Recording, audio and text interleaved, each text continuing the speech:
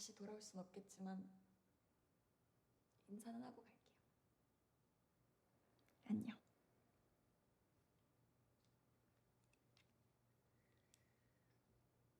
컷. 2, 3.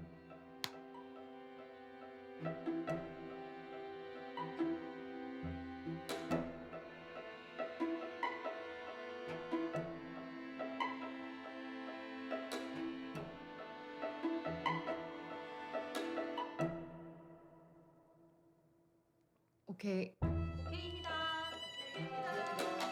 다음 거 준비할게요. 다음 거 준비하겠습니다.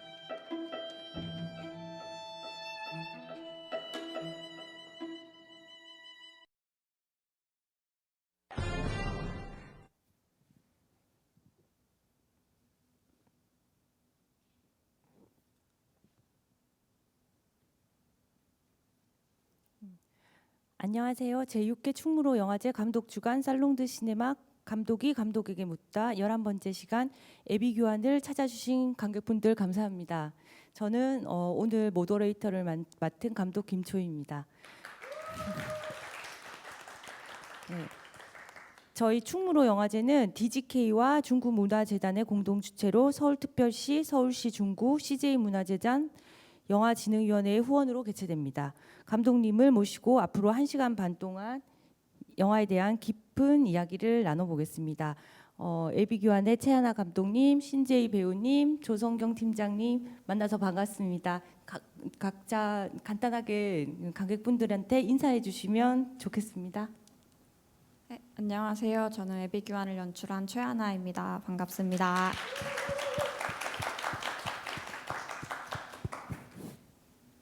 네, 안녕하세요. 저는 애비교환에서 장호은 역을 맡은 신재휘입니다. 반갑습니다.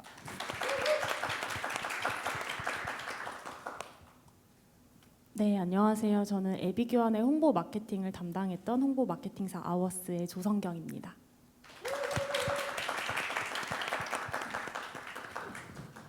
예, 오늘 이 자리는 보통 영화 보고 나서 뭐 이렇게 관객분들하고 이제 그 전문 모더레이터가 막 진행하는 그런 자리가 아니라 정말 그 편하게 이제 관객분들이 궁금하신 거 제가 대신 이렇게 여쭤봐 드리고 또 제가 궁금했던 거 이렇게 진짜 토크하는 시간이라고 하더라고요. 그래서 저도 이제 편한 마음으로 앉아 있고요. 제가 이렇게 막 원활하게 진행을 뭐 잘 못해도 감감무시니까 편안하게 한번 진행해 보도록 하겠습니다. 저도 태어나서 이런 진행은 처음 해보거든요. 아나운서 같으세요. 네? 아나운서 같으세요? 아, 긴장이 좀 되네요. 사실은 제가 어제 잠을 거의 못 잤거든요. 제가 어제 시나리오 마감이어가지고 밤새 이제 오타를 수정하다가 좀 정신이 약간 해롱거리는 상태인데 감독님도 혹시 시나리오 쓸 때 그 오타 이렇게 마감을 하잖아요. 그러면 오타 수정하는 시간을 좀 많이 두는 편입니까? 많이 안 두려고 하는데 끝도 없죠. 네, 계속 볼 때마다 뭔가 고칠 게 보이니까 그 내용에 대한 수정이 아니라 막 조사 하나 빼고 이런 식으로 띄어쓰기 고치고 막 이렇게 하다 보면은 시간이 끝도 없이 가는 편인 것 같아요. 아니 제가 애비교환 이 진행을 진짜 잘해보려고 한 2~3시간이면 되겠지 하고 컴퓨터 앞에 앉았는데 밤새 하는 거예요 제가. 그래서 감독님한테 궁금해서 여쭤봤고요. 일단 사실 제일 궁금했던 거, 제 개인적으로 제일 궁금했던 거 이 예비교환을 보면서 첫 질문을 한번 열어보겠는데요. 사실 저 이 영화를 봤을 때 일단 이야기 어떤 템포나 리듬 같은 것들은 굉장히 유쾌하면서 상업적인 것 같은데 이렇게 자세히 들여다보니까 이 영화가 그러니까 심파적인 게 하나도 없는 거예요. 전형적인 게. 예, 그런 이질적인 두 개가 함께 같이 있는 그것이 굉장히 묘한 작품이라고 생각을 했고요. 그리고 이 감독님도 그러니까 제가 최하나 감독님 지금 태어나서 지금 한 20~30분 전에 처음 뵀거든요. 근데 이 감독님도 이 코미디라는 장르를 되게 좋아하실 것 같다. 저도 사실 그렇거든요. 그래서 오늘 얘기를 한번 잘 나눠봐야겠다 했지만 하고 있고요. 그리고 근데 이제 궁금한 건 뭐냐면 이 영화 되게 신기한 게 이제 오프닝이 딱 시작되고 나서 이제 5개월 후 임신 5개월 후부터 진행을 하잖아요. 근데 보통의 사실 그 어린 대학생이 보통 임신을 하면 이 아이를 낳을 것인가 말 것인가 임신을 알게 된 그 순간부터 한 5개월까지가 제일 고통스러운 시간일 것 같거든요. 자기가 왜냐면 계획이 없던 임신을 그 어린 나이에 여자가 하게 됐으니까. 근데 그 과정이 완전히 생략되면서 5개월 후 하고 이렇게 딱 들어가서 보면 이 영화가 어떻게 보면 이제 소재 자체가 굉장히 민감한 그 영화에서는 완전히 드러나 있지만 낙태라든지 임신할 것인지 말 것인지 이거에 굉장히 어두운 부분을 쏙 도려내고 5개월 후부터 이렇게 진행을 하는데 또 막상 그 영화를 따라가다 보면 그 주제가 아니라 가족 영화 같다라는 인상이 있더라고요.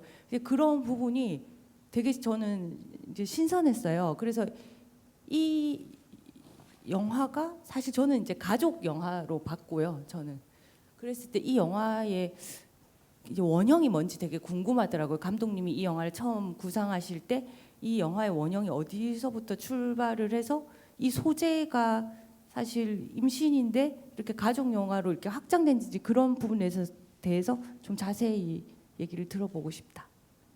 그런 생각을 했습니다. 네, 이게 이 영화는 가족 영화라고 생각하고 썼고요. 원형이라는 거는 아마 두 명의 아빠가 나오는 소동극이라고 생각을 하고 쓰게 됐고, 사실 그러니까 임신 5개월 차에 결혼을 선언한다는 그 설정이 실제로 제 친구의 오빠가 여자친구랑 그러니까 혼자 임신을 하고 네. 5개월 동안 숨기다가 이렇게 폭탄 선언을 했었어요. 굉장히 어린 나이에. 20대 초반.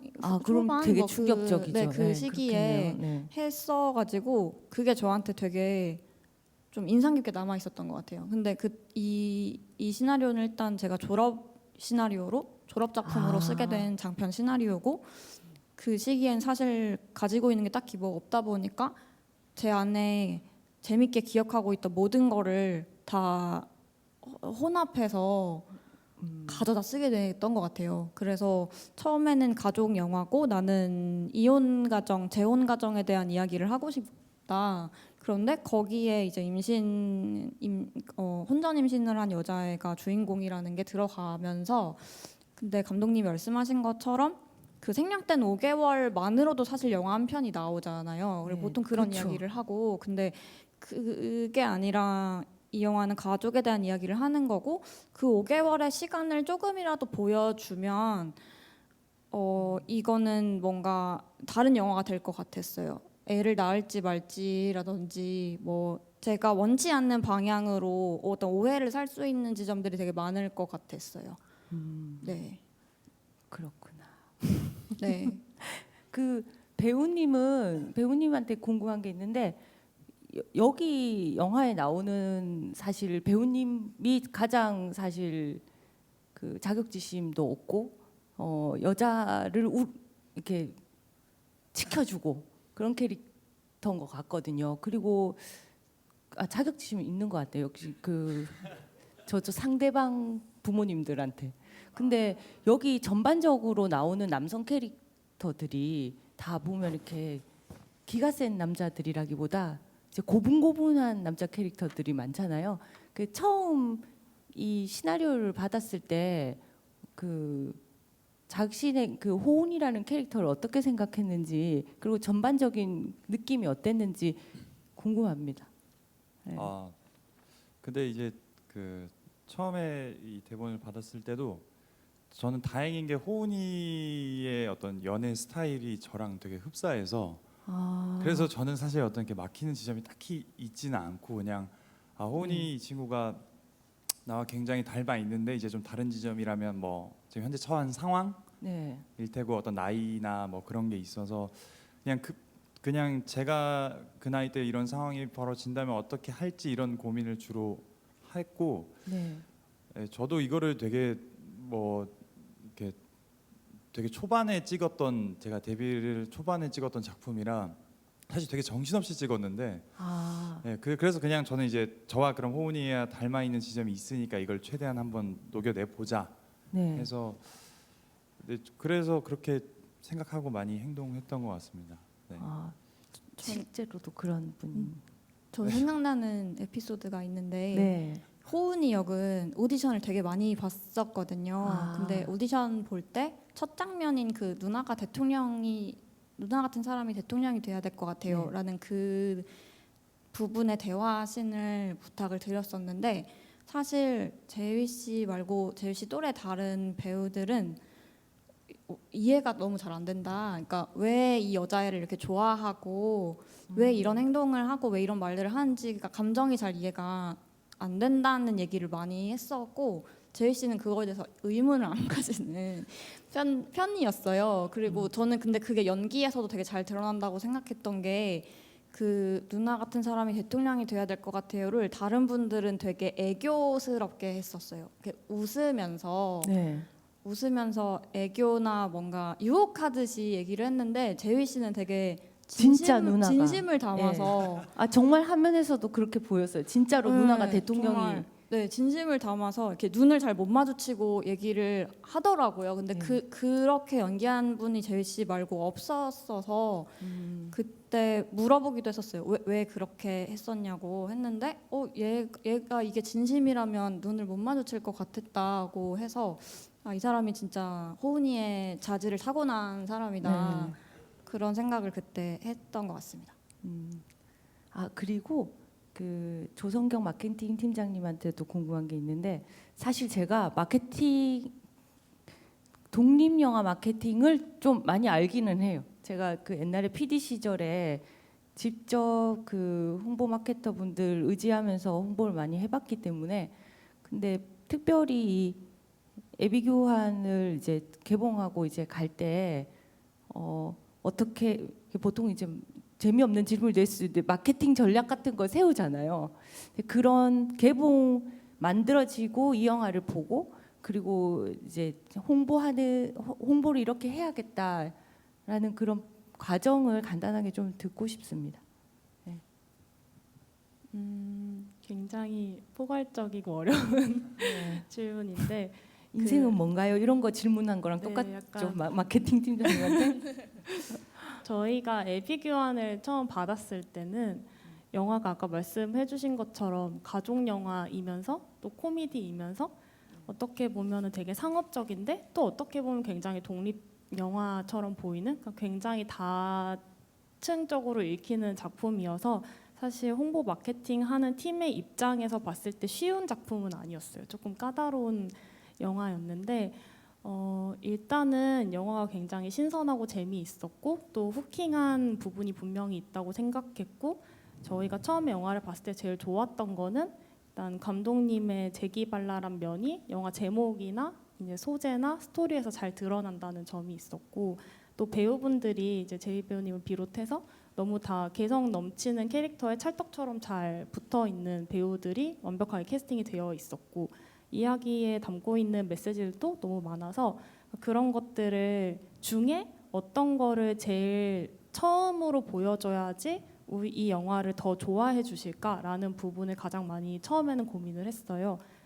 그래서 이제 저희가 생각했을 때는 일단은 신선하고 재미있는 코미디 영화. 특히 저희가 네. 개봉했던 시기가 이제 코로나가 시작된 지 거의 1년이 다 되어갈 때쯤이었는데 약간 희망이 보이는 듯하다가 이제 아니구나. 변수가 굉장히 네. 많죠. 네. 이제 그 작년에 잘 생각해 보면 작년 한 여름에서 가을쯤에는 이제 연말쯤에는 조금 풀릴 수도 있지 않겠어? 이런 생각을 할 때쯤이라서 그러면 이제 사람들이 극장에서 조금 개운하고 산뜻한 영화를 보고 싶겠지라는 생각을 하면서 이제 그런 톤으로 맞춰서 영화가 가지고 있는 밝은 부분이나 어떤 코미디 같은 점을 좀 이제 셀링 포인트로 잡아서 좀 재미있고 딱 뭔가 봤을 때 후킹하게 사람들이 궁금하고 보고 싶고 재미있어 보이게 이런 것들을 제일 첫 번째 포인트로 이제 잡아서 가지고 갔었죠. 기억에 남는 행사 이런 거 있으세요? 기억에 남는 행사는 사실 저희가 행사를 별로 못했어요. 그쵸. 네. 그러니까 개봉 주에, 그러니까 개봉 전주부터 이제 보통 행사를 세팅을 하는데 개봉 주에 여러 행사를 세팅을 해놓고 딱 돌려고 할 때쯤에 정말 개봉을 정말 얼마 앞두지 않고 이제 그 11월에 갑자기 그때 당시에는 2단계 거리두기 2단계가 굉장히 큰 거였잖아요. 지금 막 4단계 하지만 그러니까 2단계로 격상되네 마네 이런 얘기들이 들려오면서 이제 2주차에 잡으려고 했던 행사들은 거의 다 못하는 상황에 이르렀고 첫 주에 있는 행사도 이거를 하는 게 맞나 하는 고민을 하던 찰나여서 사실은 행사를 저희가 이제 생각했던 것만큼 많이 못했고 기억에 남았던 건 그래서 첫 주에 돌았던 무대 인사인 것 같아요. 그렇게 좀 어렵고 그런 상황인데도 이제 배우분들이 너무 의지를 갖고 적극적으로 잘 참여를 해주셔가지고 되게 극장에 사실 막 관객들이 거리두기를 하니까 막 50%밖에 들어올 수 없는 상황이고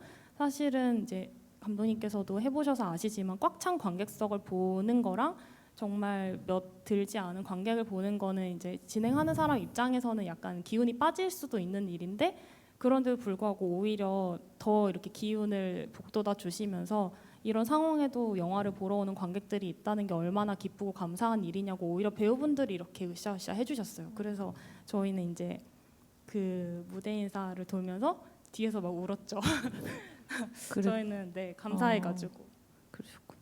아니 제가 이 만약 코로나는 이제 뭐 이렇게 마스크 벗고 뭐 먹을 수가 없으니까. 근데 사실 제가 만약에 감독이고 마케팅 팀장 이 예비교환을 만든 감독이고 마케팅 팀장님으로 만났으면 도토리묵 먹기 뭐 행사라든지 뭐 굿즈로 고민하긴 했었죠. 하셨죠. 네, 제가 꼭 도토리묵. 여쭤보고 싶었어요.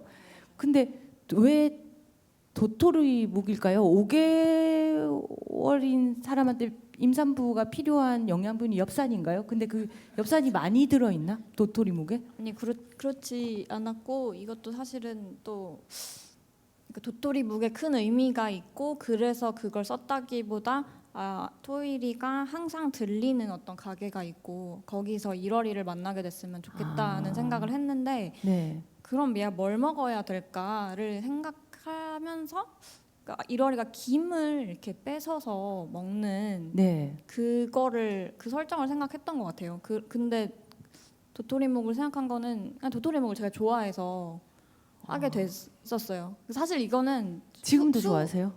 지금 안 먹게 되더라고요. 그 예비견 이후에는 네. 자꾸 사줘요 사람들이 도토리묵을. 그런데 좀 물려가지고. 여기서 할 얘기는 아니지만 조금만 더 길게 얘기하면 해도 될까? 도토리묵이 정말 퀄리티가 다 다른 거 아시죠? 진짜 그럼요. 진짜 맛있는 완전히- 도토리묵을 한번 먹어본 사람들은 알아요. 정말 네. 파는 도토리묵을 먹을 수 없다라는 것을. 그 파는 도토리묵의 색깔은 그러니까 도토리묵의 색깔이 아니라고 생각하게 되죠. 저희는 좀 저는- 연하죠. 네, 그러니까 할머니가 도토리를 실제로 이렇게 주워가지고 네. 묵을 쑤시거든요. 그죠. 그러면 그 도토리묵 진짜 맛있잖아요. 진짜 맛있고 예. 약간 질감이 좀 거칠죠. 그게 약간 그래서 저도 사실 이게 더 궁금했어 저는. 그래서 저도 이렇게 찍을 때 할머니가 묵을 공수를 해줬어요. 그러니까 시중에 파는 거를 하니까 때깔이 너무 안 나와가지고. 네.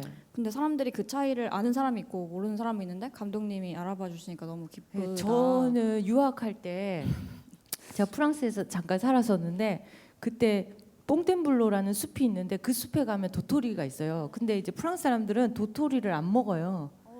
그래서 거기서 이제 도토리를 주워다가 묵을 집에서 만들었던 경험이 있어서. 직접 네, 쓰신 네. 거예요? 네.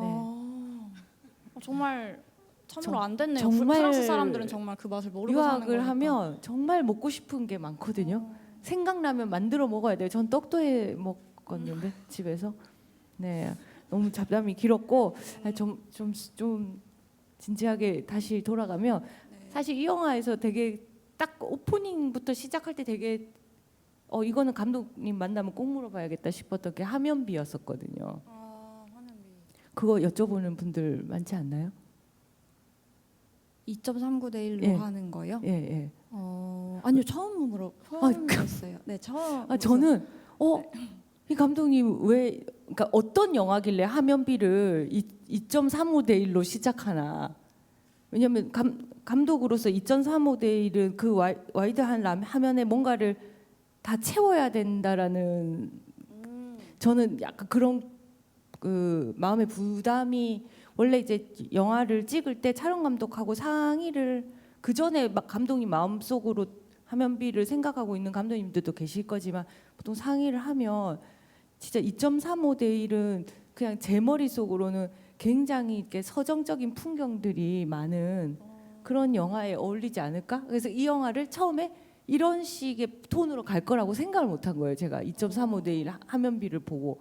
근데 보니까 물론 오버 더 숄더 샷들이 있기는 하지만 인물 단독 샷들이 많잖아요. 딱 하나 그러니까 미디엄 그러니까 파스트 샷으로 딱 한 명만 잡는 그런 샷들이 되게 많은데 그러면 저 같은 경우는 좌우를 채워야 된다라는 불안이 있어요.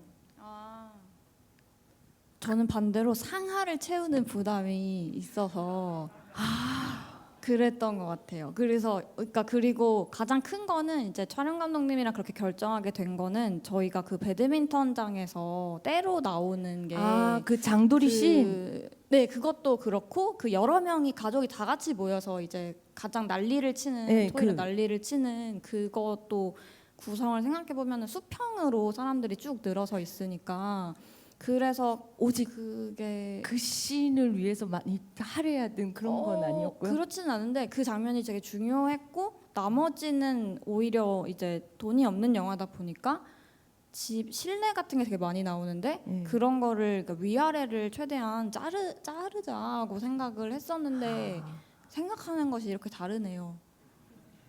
네, 네, 저는 그래서 이 감독이 진짜 용감한 사람이구나. 저는 이제 머리가 나빴던 건 아닐까요? 아니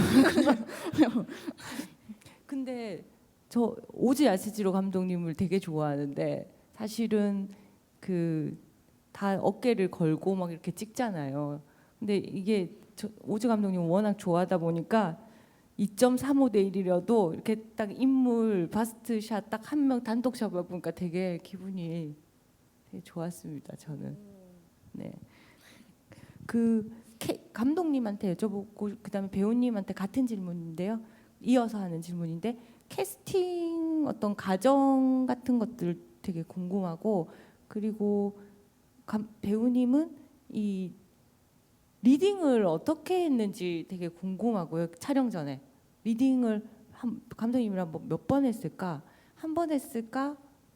여러 번 만나서 대화를 많이 나눴을까? 그리고 시나리오대로 찍었을까?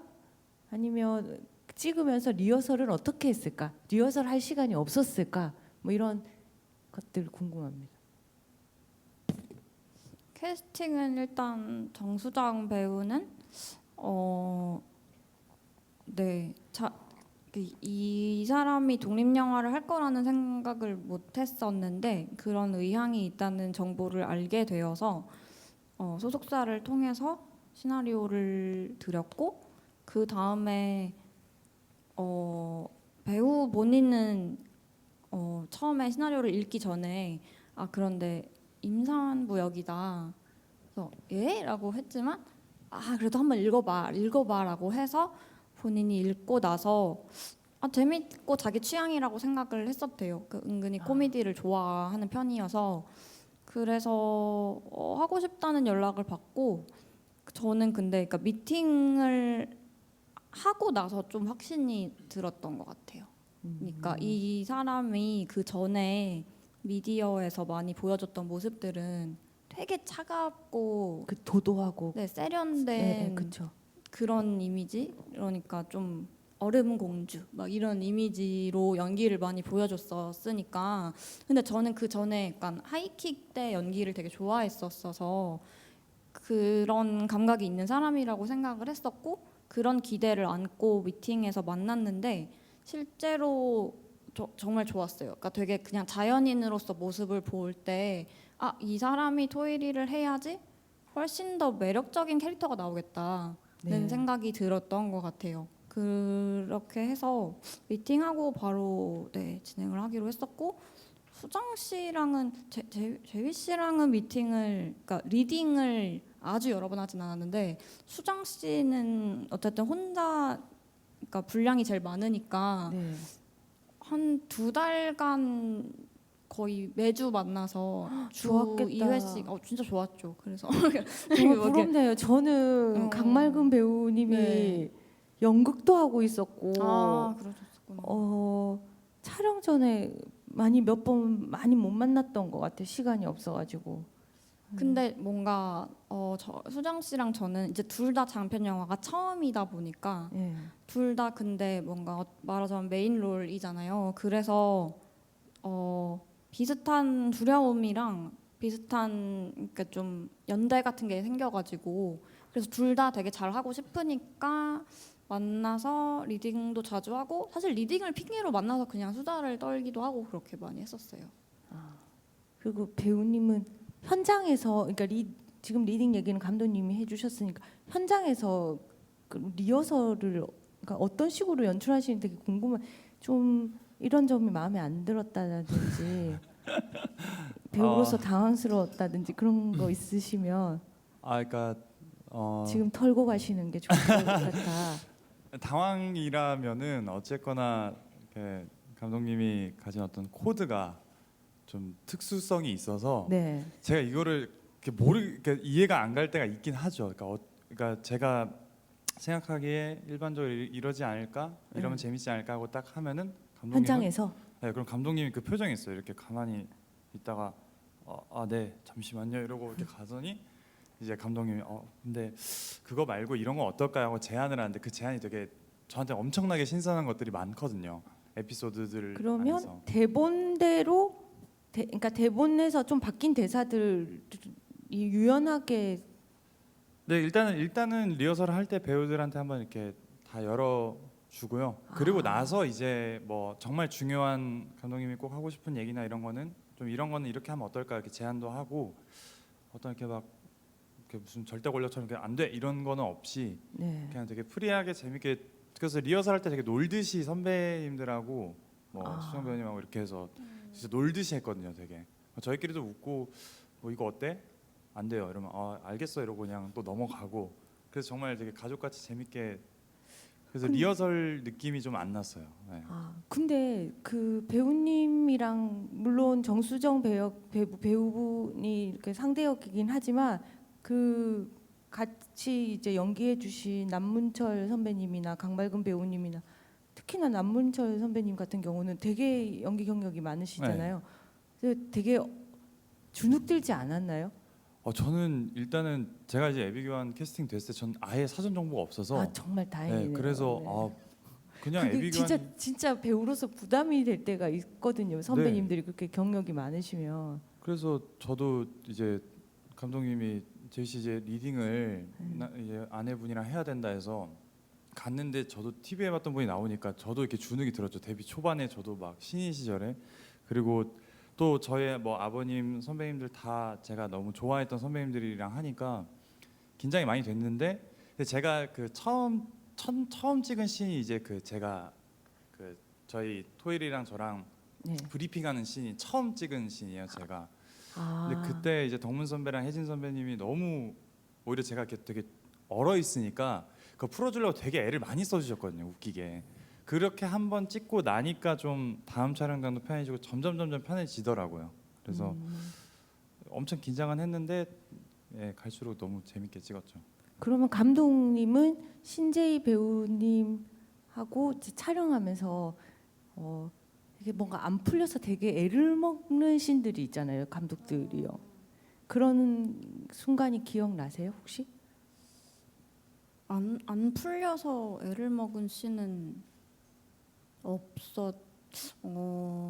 근데 그러니까 재휘 씨가 되게 제가 요청하는 거를 잘 받아주지만 자기가 생각하기에 이게 맞다. 아니다 싶은 건 저는 그렇게는 얘라면 그렇게 못할 것 같아요라고 얘기를 해주면 전 그게 되게 좋더라고요. 네. 그래서 그런 식으로 조율을 하게 된 것도 있었고 그 마지막 배드민턴장에서 다 같이 모일 때는 그러니까 호은이가 우는데 그 우는 거를 재휘 씨가 먼저 제가 혹시 울어도 되나요?라고 네. 먼저 제안을 했었어요. 그래서 이렇게 되게 이렇게 어떻게 울 거냐, 이렇게 막 서정적으로 울 거냐, 아니면 그러니까 뭐 진짜 막 바보처럼 울 거냐 이렇게 막 얘기를 했을 때 어떻게 울고 싶은 게 있었는데 그때 저희가 촬영이 너무 촉박했어요. 그러니까 해가 계속 넘어가고 그때 있고. 진짜 오그라들죠. 진짜 마음이 막 맞죠. 네, 너덜너덜해지죠. 그래서 뭔가 감정을 잡을 시간이 필요한데 그때 그쵸. 진짜 정신없이 휘몰아치면서 찍을 때라서 그때 되게 미안했던 게 좀 있었고 그쵸 그랬죠. 그리고 리딩은 수정 씨랑 주로 했었는데 처음 만났을 때 그러니까 토일이가 시나리오상이 없지만 토일이가 자기 임신했다는 거를 호은이한테 말하는 거를 즉흥으로 얘기를 하게 시켰었어요. 네. 근데 그때 되게 재밌었어요. 이제 수정 씨는 자기대로 뭔가 이렇게 얘기를 하고 재휘 씨는 자기대로 이렇게 뭔가 자기 여자친구가 얘기를 하는 것처럼 뭔가 당황을 했는데 그래서 수정 씨가 막 혼도 내고 막 그랬었죠. 실제로 수정 씨랑 제이 씨랑 나이 차이가 어떻게 나나요? 아니요, 동갑입니다. 동갑이에요. 아 누나는 아니었구나. 네. 네. 근데 되게 누나 같더라고요. 이렇게 촬영하면서 보니까. 네. 우리 중에 제일 경력이 많으니까. 네. 10년 차 선배님이시니까. 네. 그렇구나. 아니 저는 그 찬실이는 복도만치 찍으면서 그 할머니가 이제 시를 쓰고 그 찬실이가 우는 장면이 있거든요. 거기서 강맑은 배우님이 눈물이 안 나는 거예요. 그래서 제가 이제 친하게 지내는 점쟁이 오빠가 있거든요. 그러니까 제가 점을 많이 보러 가서 그분의 이제 단골 고객이 돼서 그 오빠가 된 건 아니고 그냥 그런 분들 뭐라 그러지? 무속인 분들하고 이렇게 자꾸 연이 생겨요. 어디에 가면 그런 분들이 저와 친구가 되는. 그래서 주변에 좀 몇 분 계신데 제가 전화했어요. 촬영할 때. 전화해서 강맑은 배우 좀 제발 울게 좀 해달라고 30분 안에 30분 안에 안 울으면 오늘 이거 못 찍고 망한다고. 뭐 어떻게 접신이라도 생각. 그렇게 사람이 그렇게 절박해진다니까요. 배우가 못 울고 있고 윤여정 선생님은 가셔야 되고 해는 저물고 있고 이제 감독님한테 또 궁금한 게 또 말하다 보니까 수다를 떨다 보니까 생겼는데 그게 미술 세팅 원래 집이 있고 그 집을 빌려서 미술 세팅을 하면 이 5회차 안에 이걸 다 소화해야 된다 그러면 하루도 빠그라지면 안 되거든요. 네. 하루도 이렇게 방송인이 아니다 보니까 이 적절한 표준어를 못 찾겠네. 어쨌든 빠그라지면 안 되는데 그날이 못 찍으면 빠그라질 수도 있는 거예요. 그러면 미술 다 철수하고 전 그냥 다 지금 분량 못 찍고 나오게 되니까 그 무속인한테 전화를 해서 빌게 되더라고요. 그런데 그 토일이 집 있잖아요. 그 집은 제가 맞을지 안 맞을지 모르겠지만 원래 있는 집이 아니고 있는 집이 비어 있는데 그 집을 미술을 한 집이 아닐까. 이렇게 맞습니다. 네. 맞죠? 그러니까 그 집이 제가 알기로 독립영화에 되게 많이 나왔다고 들었어요. 근데 저희가 그거를 막 벽도 다 칠하고 막 장판도 막 보이는 데만 깔고 그래서 이게 이제 독립 영화는 워낙 이제 돈이 많이 없다 보니까 이제 원래 살던 집을 들어가서 이제 찍으면 사실 제일 좋잖아요. 그 집의 기운과 그 집의 미술이 그대로 감독한테 다 오는 거니까. 근데 그렇게 되면 그 집이 헐어요.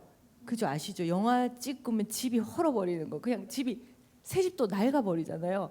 그래서 근데 이제 저 같은 경우는 원래 있는 집을 섭외를 해서 이제 미술을 좀 추가하는 식으로 했는데 그 경험이 있다 보니까 이제 감독님 그 토일 집을 제가 맨 눈으로 보게 되는 거예요. 저게 어떻게 해서 근데 감독님 혹시 그 에어컨 그 모든 그 집 그 가구나 이런 것들이 다 팬시하게 예쁜데 그 에어컨이 에어컨만 너무 낡았어. 그러니까 에어컨만 거기 있었던 거죠.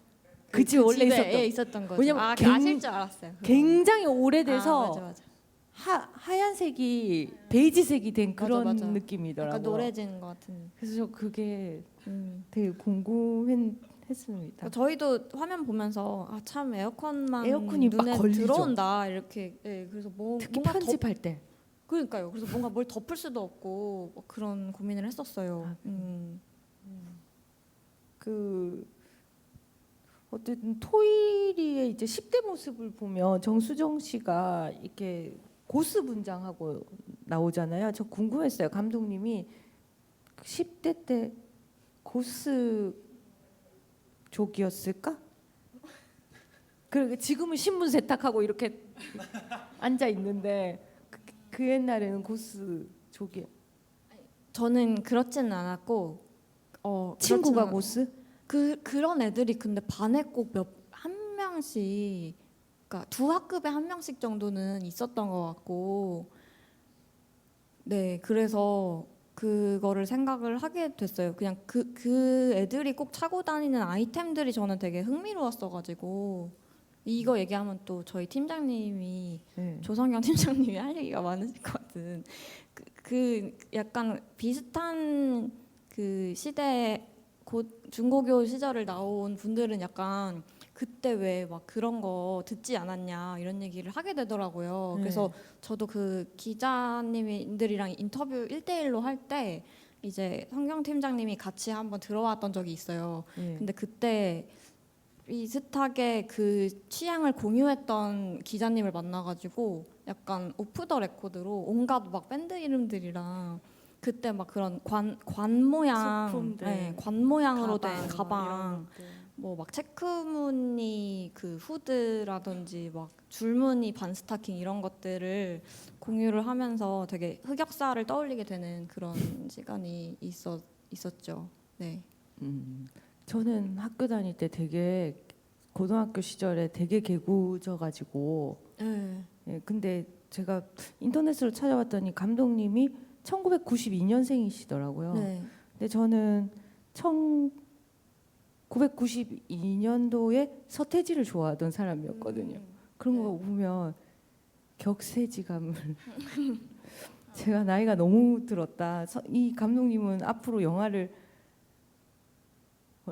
저는 한 5편 찍고 많이 찍어봐야 5편 찍고 그러니까 죽을 것 같거든요. 저는.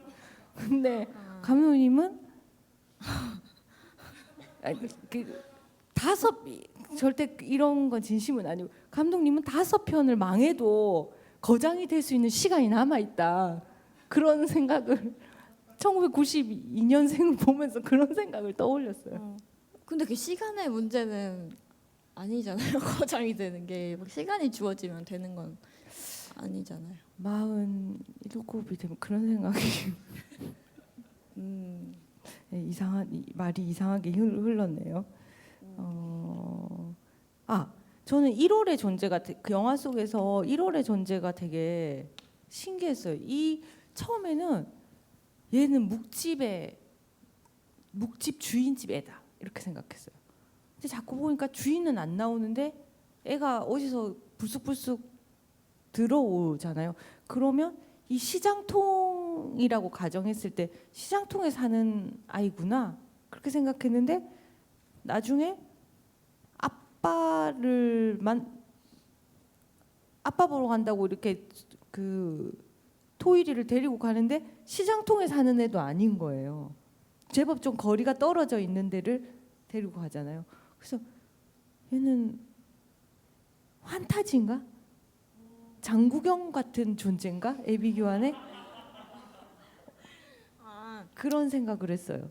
근데 그 얘기 시나리오 때도 저희 조연출님이 처음 읽고 자기는 1월이가 요정인 줄 알았다고. 그러니까 전 지금도 그렇게 생각하고 있어요. 아. 이게 그러니까 현실적인 왜냐하면 토일이가 아버지 찾는 걸 딱 포기하니까 그때 얘가 딱 나타나서 네. 찾을 수 있게 되잖아요. 현실적으로는 불가능한 음. 가능성이 많잖아요. 저 그냥 시나리오 상의 설정은 그 묵집은 친아빠가 운영을 하는 묵집인데 이제 그거를 낮 시간에는 다른 이모나 누가 봐주는 거예요. 그래서 그 시간 동안은 이제 1월이는 뭐 학원 갔다가 거기에 있다가 같이 퇴근을 한다던가 같이 퇴근해서 뭐 아빠 집에 이제 집에 데려다 준다던가 그렇게 생각을 했었던 것 같은데 그냥 뭐 다 지나서 생각해 보면 굉장히 기능적인 설정이라 많은 오해를 불러일으켰던 게 아닌가. 근데 그 오해가 그 중간에 생략된 것들 때문에 굉장히 신비하게 느껴져요. 그 1월의 존재가. 저는 계속 얘는 요정인가? 네, 그런 생각을 했어요. 그리고 엄마는 없다고 그랬잖아요, 1월이가. 네. 근데 아빠가 지금 호운이 찾으러 올라왔잖아요, 서울에. 그럼 얘는 누가 돌보는가? 엄마가 없는데. 근데 지금 감독님 말씀하시는 거 들으니까 친아빠가 보고 있으면 되겠네요, 묵집에. 친아빠요? 친아빠는 맞다. 친아빠가 올라왔죠. 예. 그럼 그럼 그 아버지가 택배 기사도 하고 묵직도 하는 거예요? 택배 기사는 분장이었어요. 그 옷만 빌려 입고 온 거고 택배 기사를 하는 사람은 아니었어요. 이거에 대해서 어떻게 생각했어요? 혹시 진짜 택배 기사라고 생각했어요? 저는 그렇게 봤어요. 갑자기 툭 들어와서 저도 잠시만요. 딴 네, 생각하고 저도 근데 그 씬이 좀 아리까리했어요. 그러니까 그럼 아버지 직업이 뭐지 이렇게 됐는데 저도 그냥 택배 기사로 알고 있긴 했어요. 택배 기사라고 네, 생각했어요? 왜냐하면 그 마주쳤을 때에 뭔가 이렇게 준비된 느낌이 아니라 정말 우연히 내가 짐을 전해줬는데 어머 딸 집이네 이런 느낌이어서 그렇습니다. 진짜? 그리고 네. 감독님 그 묵집에 손님이 없잖아요. 네네네. 그러니까 그 공간이 비현실적인 공간으로 저는 이해했죠. 되게 환상처럼. 네. 제가 그렇게 의도하진 않았지만. 그리고 묵집에 가면 서빙하는 사람도 있고 주인도 네. 있고 계산도 해야 되고 아무도 안 보이길래 네. 이거 그 친아빠가 묵집 사장이라는 근거는 어디에도 없는데 없죠. 근데 그냥 없잖아요. 그냥 뭔가 내적인 설정이라고 생각해서 배우님이랑은 그렇게 공유를 했던 것 같고 그 손님과 뭐 그런 것이 부족했던 것은 아마도 예산의 문제가 아니었을까 그렇게 생각하고 네 팀장님도 혹시 택배 기사가 직업이라고 생각하셨어요? 아니요, 그렇지는 않았고 그 대사에서 이제 이혜영 선배님이 뭔가 그러니까 선명 그러니까 혜진 선배님 연기하시는 선명하고 얘기할 때 어디서 이런 거 빌려 입고 왔냐, 뭐 왜 택배 기사로 위장했냐 이런 이제 아마 이런 힌트를 주는 대사가 있었고 묵집도 저는 그러니까 친아빠가 운영하는 것까지는 아니더라도 뭔가 친아빠의 여동생이나 뭔가 고모, 1월이의 고모 이런 사람이 운영을 하고 있을 거라고 생각을 했었어요. 왜냐하면 그 1월이가 토일이를 데리고 갔을 때 아빠가 그 1월이한테 뭐 이모는 뭐 이렇게 물어보거든요. 그러니까 너를 평소에 돌봐주는 묵집 이모는이라고 이제 행방을 묻는다고 생각을 이제 짐작을 했어가지고 그렇게 그냥 추측을 하면서 봤죠. 역시 마케팅을 하시는 분답게 영화를 꼼꼼히 보셔서 저의 의도를 가장 잘 이해하시지 않았나 생각합니다. 민망하네요.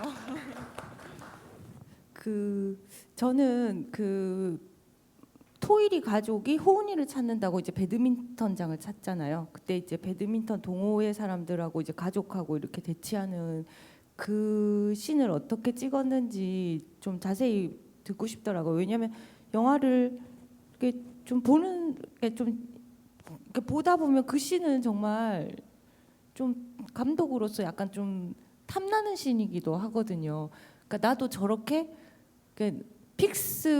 카메라를 픽스해놓고 롱테이크를 찍는 게 아니라, 그러니까 물론 카메라는 픽스인데 이렇게 움직임이 막 있는 걸 길게 찍어보고 싶다라는 욕심이 있거든요. 그걸 보면서 나도 저런 기회를 한번 맞이하고 싶다. 그러니까 올드보이는 그게 이제 장도리 씬이라고 하는 보통 이제 사람들이 많이 알고 있는데 2분 39초 16테이크 가셨대요. 그래서 감독님은 그 씬을 어떻게 하다가 이렇게 만들게 됐는지도 궁금하고 올드보이 장도리 씬에서 뭔가 영감을 받은 것인지도 궁금하고 테이크를 몇 번 갔는지도 궁금하고요.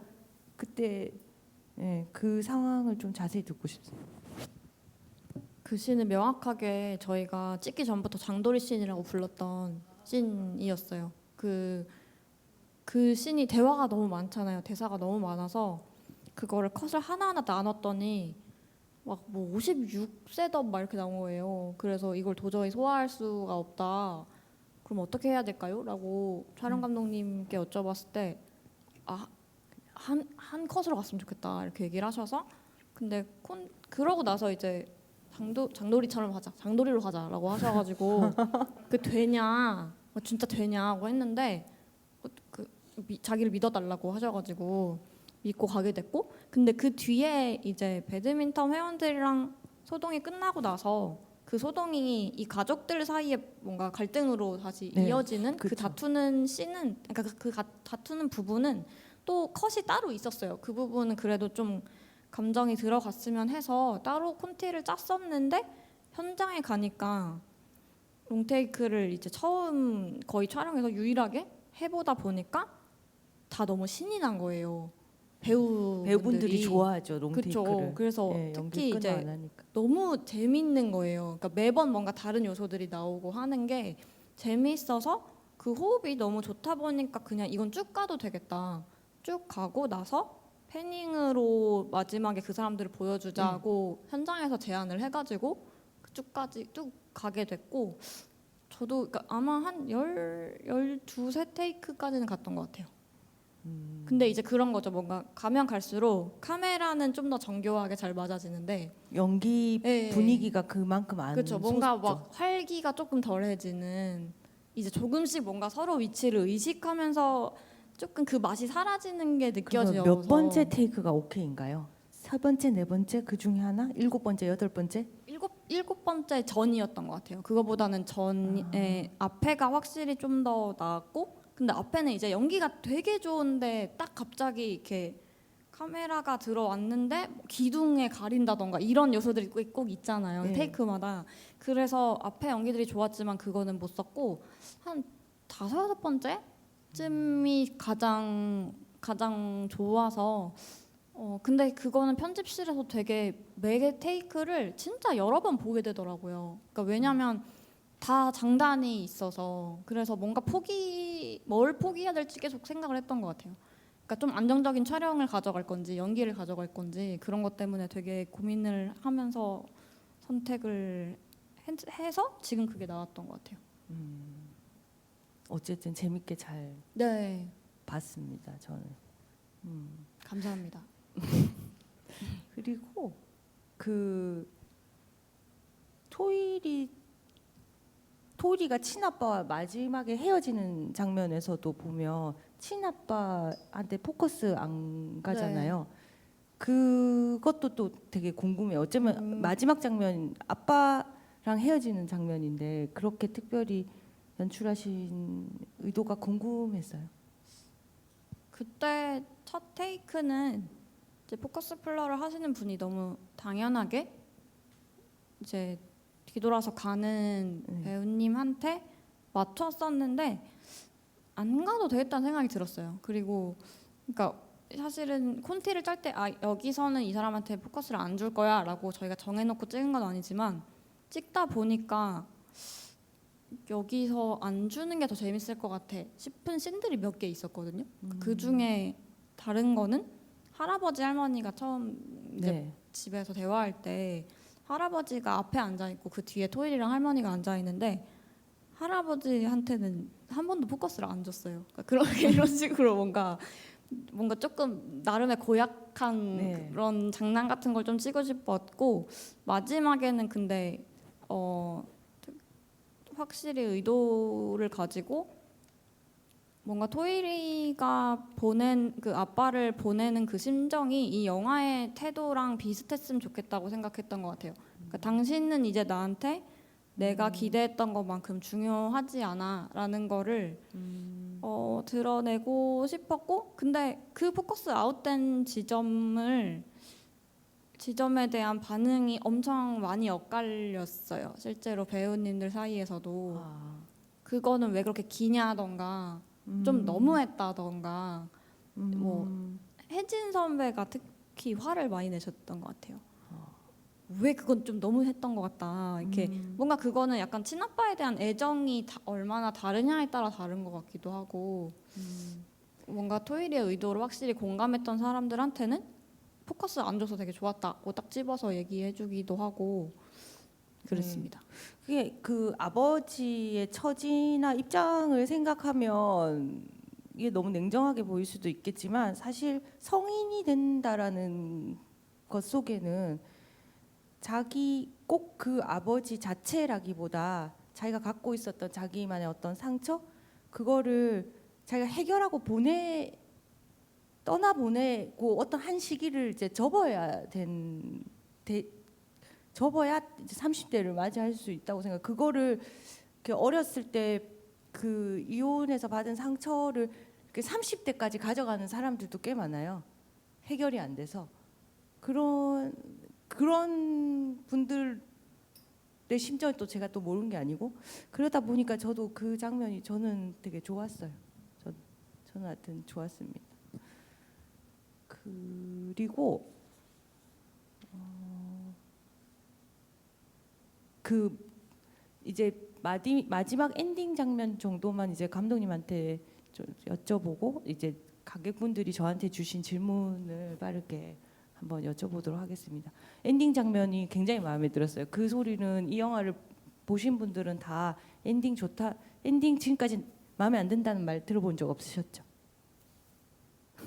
기분 나빠하는 사람도 있었던 것 같아요. 아 정말요? 네. 그러니까 뭔가 뭔가 누구랑 입장을 하냐보다 마지막 대사나 이런 게 저건 좀 너무 찝찝하다고 생각할 만한 엔딩이었을 수도 있잖아요. 그러니까 불안하다. 제 미래가 어떻게 될지 불안하다는 거랑 그래도 괜찮다는 쪽으로 갈리는 것 같아요. 저는 그 엔딩이 정말 마음에 들었거든요. 그 엔딩은 영화를 처음 시나리오 구상할 때부터 생각하고 있으셨죠? 네. 그렇죠. 그럴 것 같았어요. 맞췄다. 저도 사실 그 써놓은 시나리오에 보면, 그러니까 저도 그 토이리처럼 재혼 가정에서 자랐었거든요.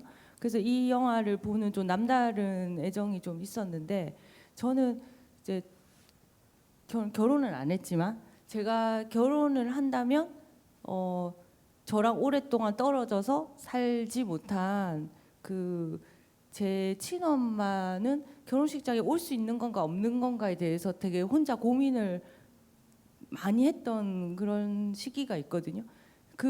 뭐 지금은 뭐 하려고 해도 못 하는 나이가 됐지만, 근데 그 제가 쓴 시나리오에 보면 어떤 커플이 이루어지고 마지막 엔딩이 결혼식장이에요. 그 보면 양가 부모님이 보통 다 오셔서 사진을 찍잖아요. 자, 결혼하는 커플 남자 여자, 신부 쪽의 부모님 이렇게 해서. 근데 제가 마지막 엔딩은 엄마 아빠가 있고 엄마 아빠가 있는 그 가족 사진이 마지막인 그런 시나리오를 쓴 게 있거든요. 제가 그래서 그런지 이 예비 교환을 보는 제 마음이 되게, 제가 아직 영화를 만들지 못한 영화를 미리 땡겨서 보는 것 같은 그런 느낌이 들었어요. 너무 신기해요. 그게 처음에 시나리오에 가족 사진이 있었거든요. 예. 이렇게 두 아빠가, 그러니까 토이린의 집은 두 아빠와 엄마가 있는 가족 사진이 시나리오에 있었고, 그거를 중간에 뺐는데 그 제작자인 PD님이 그거를 찍어야 될 것 같다, 찍어놔야 될 것 같다고 하셔가지고 실제로 저희가 그때 결혼식장에서 막 부랴부랴 찍었었죠. 그러니까 그 배우들이 다 같이 모일 시간이 딱 그 촬영하는 날밖에 없는 거예요. 예. 그래서 그 결혼식 장면을 찍는 도중에 사진을 찍어서 급하게 연출부가 인쇄하러 가고 그렇게 해서 이제 액자에 넣어가지고 찍었는데 편집을 하면서 계속 고민을 했어요. 근데 그러니까 뺀 이유는 뭔가 이 아빠가 들어가 있는 사진으로 이 영화를 마무리하면 하려는 이야기랑 많이 달라질 것 같아서 뭔가 그럴 수 아빠를 있겠네. 포용하는 이야기가 될 것 같고 그러면은 토일이가 아빠랑 잘 헤어지고 그 포커스 아웃된 씬의 의미가 되게 많이 달라질 것 같아서 결국은 빼는 결정을 했는데 감독님이 그렇게 말씀하시니까 되게 신기해가지고 예, 비슷비슷한 생각을 하고 있네요. 저희가 되게 신기한 만남입니다. 그러면 이 관객분들이 저한테 주신 질문을 이제 여쭤볼게요. 박재영 씨가 물어주신 질문입니다. 제목이 갖는 의미가 무엇인지 궁금합니다. 예. 여러 애비들이 나오는 아비규환 같은 소동이 일어나는 영화라서 네. 애비규환이라고 지었습니다. 네. 이 예비교환은 찬실이는 복도 만치처럼 제목을 막 바꾸는 그런 우여곡절은 겪지 않았나요? 근데 애비 정전이 있었어요. 후보에 애비 정전이 있었는데 그건 너무하다고 해서 그냥 애비 규환으로 가는 걸로. 네, 예비교환이 더 낫네요. 그쵸. 네. 저는 찬실이는 복도 많지 전에 눈물이 방울방울이라는 제목으로 실제로 지원금도 받았고 그러고 그걸로 촬영도 하고 그랬었거든요. 그 기억이 나요. 그 영진이 리스트에 눈물이 방울방울이라는 제목의 지원작 선정된 게 있어서 이 되게 슬픈 가족 이야기 같은 거라고 생각했어요. 그때. 제가 그 얘기하면 저 영화 눈물이 방울방울로 했으면 안 됐을 것이라고 확신하는 사람들 굉장히 많아요. 그리고 그 전 제목은 더 아니었는데 그거는 기다리는 마음이었어요. 그거는 조금 좀 많이 아니에요? 아니요, 눈물이 방울방울보다는 기다리는 마음이 조금. 근데 진짜 찬실이는 복도만치는 너무 급이 다른 명 제목인데요. 그러면 그러게 말이에요. 제가 우연히 나왔다고 하셨었죠. 예, 정말 제목이 생각이 안 나서 이게 아니라는 건 바꾸긴 뭐 시네마킨도 있었어요. 그런 제목도 있었었는데 그냥 어느 날 편집실에서 제가 만든 영화를 제가 만들지 않은 것처럼 볼 수는 없지만 그렇게 최대한 보려고 노력하고 이렇게 보고 있는데 찬신이 참 복이 많네 이런 생각을 제가 하고 있고 그걸 혼자 말로 내뱉고 있길래 그러면 이게 제목이 되면 되겠다. 그래서 그 바로 직전에 스태프들이랑 시네마킨 하기로 했거든요. 근데 제가 찬신은 복도만치를 갖고 가니까 애들이 감독님 왜 갑자기 하루아침에 왜 아침 드라마 제목을 가지고 오시냐고. 진짜요? 네. 그래서 극구 반대했었어요 애들이. 저희는 마케팅하는 입장에선 그 제목이 진짜 매력적이라고 느껴져요. 그 찬실이는 복도만치라는 약간 운수 좋은 날 떠오르면서 찬실이에게 파란만장한 얘기가 있겠구나라는 궁금증이 좀 있어가지고 저희는 제목 되게 좋았어요. 큰일 날 뻔했네요. 시네마킨으로 지었으면. 마케팅 하시는 분으로서 시네마퀸과 눈물이 방울방울 중에 고른다면?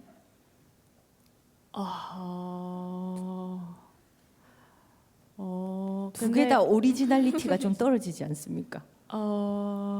약간 다른 느낌이 났을 것 같아요. 눈물이 방울방울하면 뭔가 근데 그 방울방울의 어감이 되게 귀여워가지고 그 찬실이를 떠올리면은 드는 그 사랑스럽고 귀여운 느낌은 그 제목이 어울린다는 생각은 드는데 너무 슬픈 영화처럼 진짜 보일 것 같아서 바꾸자고 제안했을 것 같아요. 둘 다. 근데 진짜 그거를 처음에 누군가가 반대했던 제목인 것도 저는 되게 놀라워요. 네, 반대 심하게 했어요. 네. 그래도 뭐 했죠. 네. 뭐 심하게 반대해도 뭐 돌아서면 잊어버리고 자기 생활을 하기 때문에 스태프들은 안용진 관객분이 저한테 질문 주셨습니다. 토일이가 찬실이를 만난다면 어떤 얘기를 하게 될까요? 우리 다 돌아가면서 각자 대답을 해보는 게 좋겠는데. 저희한테 물어보신 게 아니지 않아요? 그런가요? 토일이가 시네마퀸을 만난다면 안 좋아할 것 같아. 아니 근데 토일이 시엄마가 찬실이 아니에요? 그러니까요. 평행 세계에서는 만난 것으로. 그렇지. 제이님 혹시 고향이 경상도세요? 아, 저는 어릴 때 경상도에 오래 살았습니다. 지금 만내 할 때 그 경상도를 느꼈어요. 지금 바로. 집에서는 예 사투리를 써가지고 다 고쳤다고 생각했죠? 다 고쳤어요. 그러면 경상도 어디요? 전 김해에서 김해 네. 쌀로 유명한 데 아닙니까? 김해 평야? 제가 근데 거기 그러니까 공장밖에 없어서 저 어릴 때부터 그래서 네. 뭐가 유명한지 모르겠어요. 그냥 뭘 만드는 곳이구나 이러고. 토일이가 찬실이를 만난다면 어떤 얘기를 하게 될까요? 이거 저도 대답. 토일이가 찬실이 근데 찬실이는 좀 철이 든 상태인 것 같고. 같이 토일이는 키우자고 철이죠. 할 것 같아요. 저는 나와서 아무 걱정하지 말고. 네. 찬실이가요? 네. 그럼 이제 윤여정 선생님이랑 같이 그렇게 사는 건가요? 그러니까 찬실이가 친구였을 걸 가정하더라도 저는 친구라면. 가장 그 좋은 솔루션이 그거라고 생각을 한 적이 있거든요. 그 만약에 친구가 아기를 낳을 상황이 못 되는데 임신을 했고 그거를 지우려고 고민한다면 저는 친구들이 같이 키우자고 하면 기꺼이 애들이 낳을 것 같은 그런 생각이 들거든요. 그러니까 미혼모를 왜 이렇게 그 집 식구들이나 아니면 본인의 문제로 하는데 사실 친구가 같이 그 짐을 좀 덜어줄 수 있다면 좀 많이 달라질 것 같거든요. 그 사회 인식도. 예, 저는 같이 키우자고 할 것 같습니다. 저도 그게 되게 좋을 것 같아요. 오히려 호은이랑 사는 것보다 찬실이랑 사는 게 더 좋을 네. 수도 있잖아. 친구 미리 땡겨서 육아도 해보고, 네, 그리고 어쨌든 좀 약간 새로운 형태의 가족인 네, 저는 건데. 그리고 사실 그렇게 이른 나이에 뭐 이렇게 성교육이 부재해서 임신을 한다기보다는 외로우니까 집에 안 붙어 있고 자꾸 남자친구랑 있다 보니까 애가 생기는 거거든요. 그러니까 그런 집에 부모님들이 자기 자식도 케어를 잘 못했는데 그 일찍 가진 애를 케어할 리가 없잖아요. 친구들이 나눠서 하면 기꺼이 그 문제들이 잘 해결될 것 같은 그런 생각을 해봤습니다. 근데 그거 저도 되게 좀 동의하는 게 네. 오히려 뭔가 뭔가 불우한 집안에서 자라면 그 사람도 불우할 거라고 생각하는 네. 편견이 있는데 오히려 그걸 답습하지 않으려고 더 좋은 부모가 되려고 할 수도 있을 것 같아요. 그리고 뭔가 꼭 엄마 아빠가 아니라 친구들이 양육자가 돼도 애가 더 잘 자랄 것 같다. 그러니까 법적으로 이런 거 만들면 어떨까? 그러니까 이 25세 이하의 친구가 뭐 이렇게 하면 밖에서 못 만나고 그 친구 집에 가서 친구를 만나야 되거나 뭐 베이비시팅을 뭐 하자 저 잘 모르겠는데 그런 뭐가 있으면 참 좋을 것 같은데. 다양한 가족을 인정하는 사회적인 합의와 법이 필요하다.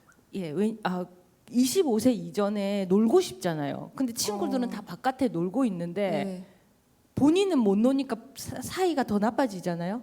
근데 그 친구들이 법적으로 못 노는 그런 놀지 못하는 뭔가의 강제성을 준다면 굉장히 좋아질 것 같은 그런 출산율이 확확 올라갈 것 같은. 예 그런 네. 생각 해봤습니다. 네. 그러니까 생각보다 도토리묵에 사람들이 관심이 이렇게 많아요. 묵이 무슨 의미인가 아까도 제가 여쭤보긴 했는데 근데 네, 읽어주십시오. 그 지금 하려고 한 얘기도 듣고 싶습니다. 지금 뭐가 궁금하셨나요? 아니요, 도토리묵 얘기를 하려고. 도토리묵? 네. 도토리묵이나 식혜 같은 음식들이 등장했는데 이 음식들에 얽힌 이야기가 궁금합니다. 그쵸? 제가 그게- 넘어가야 될 것 그러니까 같지 않아요? 그건데 응. 근데 식혜를 감주라고 쓰지 않은 게 계속 후회스러워요. 이게 대구에선 감주라고 하잖아요.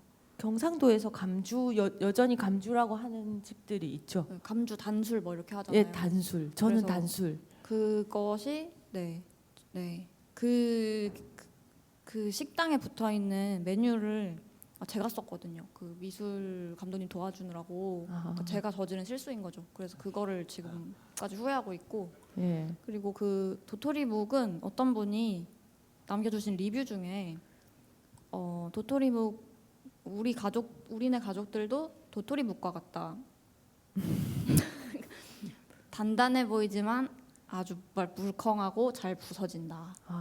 이런 좋은 해석을 해주셔서 이렇게 얘기를 할 걸 그런 후회를 잠깐 했었어요. 오늘 두 감독님의 작품에 강맑은 배우가 등장하시는데 두 분이 서로의 영화에서 본 강맑은 배우는 어떠셨는지, 강맑은 배우 같은 멋진 연기자님을 만난 인연은 어떻게 되는지 궁금합니다. 만난 인연은 어떻게 될지 궁금합니다. 저도 그거 여쭤보고 싶어요. 왜냐면 저는 맑음 선배님이랑 처음 미팅했을 때 맑음 선배가 나는 이호은 엄마의 기질과 너무 다른 사람이다. 그러니까 이 사람은 태양 같은 사람인데 난 되게 달 같은 사람이다. 이렇게 네. 얘기를 하셔가지고 되게 부담스러워하셨어요. 좀 두려움이 많으셨어요. 근데 찬실이에 대해서는 어떻게 얘기하셨나요? 그 거의 워딩이 똑같네요. 저보고는 자기는 달 같은 사람인데 찬실이는 태양 같은 사람이어서 자기는 이거 잘 못할 것 같다. 자기는 감독님이 말하는 것처럼 애교도 없고 귀여움이 뭔지도 모르고 그리고 자기는 이렇게 힘든 상황에는 널브러져 있대요. 밖으로 안 나온대 자기는. 그래서 근데 이 여자의 아픔은 진짜니까 자기가 좀 초반에는 좀 칙칙하게 가다가 나중에 서서히 밝아지는 그런 연기를 해야 될 것 같다는 거예요. 제가 그거 아닌 것 같아서 제가 그냥 아닌데 뭐 이렇게 강력하게 말은 안 하고 그냥 그렇구나 나는 아니야 이렇게 생각하고 영화를 들어갔는데 초반에 강맑은 배우님이 너무 무겁게 연기를 톤을 가져가셨고 하시더라고요. 연기를 못 하시는 게 아니라 이렇게 우울하게 연기를. 그래서 제가 강맑은 배우님을 촬영하다가 그 방에 같이 가서 얘기를 좀 했죠. 배우님 이거 아니다, 이거 아니고 그냥 시간이 없으니까 우리 미안한데 제가 해달라는 대로 해달라고. 어떻게 하면 근데 리딩을 할 시간이 그 전에 많이 없으셨으니까 예. 더 그렇게. 그래서 어떻게 그랬을 하면 수도 되냐고. 그래서 뭐 제일 많이 했던 제가 디렉션이 귀엽게 지금 안 귀여우시다. 지금 안 귀여우시고 얼굴 찡그리시면 안 되고 그러면 그렇게 했던 기억이 나네요. 근데 그렇게 두려워하시는데 결국 또 그렇게 해오신 게 또 되게 해내신 게 되게 신기하더라고요. 그러니까 저는 사실 큰 디렉팅을 안 했던 것 같아요. 그냥 그러니까 되게 큰 불안과 걱정을 안고 가신 다음에 저희가 집이 가까워가지고 예. 그 동네에 있는 되게 싼 와인 바에서 만났어요. 예. 근데 되게 약간 텐션이 달라지셔가지고 술을 먹으면 달라집니다. 예. 예. 막 술을 마시면 딴 사람이 돼요. 네, 그래서 막 그냥 그- 생각 없이 하려고요. 막 이렇게 막 네, 계속 맞아요. 막 그렇게 하셔서 저는 근데 막 또 대사도 되게 막 깨알같이 적어오시고 그랬어요. 그분은 이제 필사를 하면서 아, 외우면서 맞아요. 네, 시나리오를 다 시나리오를 그러니까 즉흥적으로 연기하시는 분이 아니라 완전히 곱씹어가지고 그렇게 연기를 하시는 분이셔가지고 그런데 제가 보니까 이분이 저를 만났을 때 진짜 좀 약간 달 같은 사람이었었거든요. 근데 찬실이가 어쨌든 그 많은 주목을 받고 특히 강말금 배우님이 그리고 애비규환에서도 사실 너무 잘한 것 같거든요. 그러면서 해가 된 것 같아. 자기가 태양이 된 것 같아요. 요즘에 표정이 진짜 밝아요. 예전에는 맞아요. 예 그때는 돈도 많이 못 벌었으니까 아 근데 저는 그래서 나 이런 역할을 해본 적도 없고 예. 저는 너무 걱정이 많아요. 막 이렇게 얘기하셨는데 그 전에 찬실이를 찍으셨더라고요. 그래서 왜 그런 걱정을 하신 거지? 이런 생각도 좀 저는 했어요. 아 뭔가 그때 뭐 이제 모르겠어요. 우상에서 좋은 평가를 이런 얘기 해도 되나요? 그러니까 아니 본인이 네. 저한테 어. 저 기억나거든요. 애비규환 촬영할 즈음이었던 것 같아요. 그 직전에 제일 의기소침해져 있었. 아, 그러니까 우상에서 자기만 못했다고 생각할 때. 근데 저한테 전화가 와서 감독님 제가 우상이란 영화에서 제가 잘 못한 것 같은데 감독님 빨리 정신 차리시고 편집하셔야 된다고 자기 너무 못한 것 같다고 막 그러는 거예요. 그래서 제가 같이 만나서 되게 길게 설득을 했던 적이 있어요. 그런 아픔이. 근데 진짜 되게 자기 의심을 되게 많이 네. 하셔서 그쵸. 엄청 성실하시고 그렇죠. 그리고 얘기도 되게 많이 그러니까 얘기를 많이 하길 원하는 배우가 막 아주 흔하진 않잖아요. 근데 되게 선배는 되게 약간 뭘 많이 이렇게 네. 인생에 대해서 대화를 나누는 걸 굉장히 맞아요. 좋아하는 근데 그런. 제 생각에는 뭔가 초이 감독님이랑 같이 하시고 나서 조금 그러니까 해가 된 다음에 애비규환을 하게 되셔가지고 그 술 마시고 모든 것을 내려놓고 잘 하게 되셨던 게 아닌가.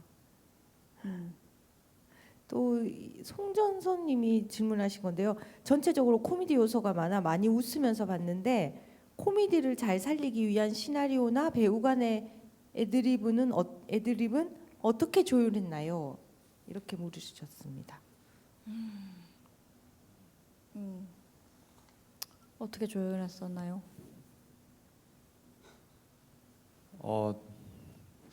근데 이게 어떻게 했었죠? 근데 되게 이렇게 뭔가 특히 이제 선배님들이 좀 재미난 아이디어를 많이 꺼내면 거기서 되게 그냥 선택적으로 저희도 즐기면서 했어가지고 뭐 대단히 막 어려운 조율의 느낌은 아니었는데 저는 감독님 어떠셨는지. 선배들이 근데 문철 선배님이랑 덕문 선배님이 애드립을 진짜 많이 하셨어요. 그러니까 되게 그러니까 문철 선배님도 좀 맑은 선배님이랑 비슷하게 나는 이렇게 자발스럽고 가벼운 연기를 하는 사람이 아닌데 이런 거를 왜 막 이렇게 하셨는데 제가 요만큼 요구했는데 이만큼을 막 하시는 거예요. 그래서 그 멍하는 것도 문철 선배 애드립이었고 이것저것 되게 많았어요. 근데 약간 조금씩 과해진다 싶으면 제가 그거는 조금 이 사람이 채신머리가 없어 보여서 조금 덜 하셨으면 하는 식으로 조율을 했던 것 같고 근데 일단 배우님들이 다 유머 감각이 일단 다 기본적으로 있으시니까 계속해서 뭔가 아이디어가 나오고 그 중에 제가 그냥 골라 쓰는 식으로 하지 않았었나. 네.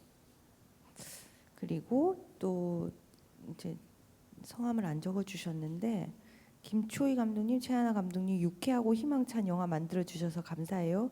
덕분에 힘든 시기를 견딜 수 있었고 지칠 때마다 꺼내서 보는 영화인데 보고 또 봐도 너무 재밌고 큰 위로 받습니다. 어쩌다 영화에 매료되셨나요?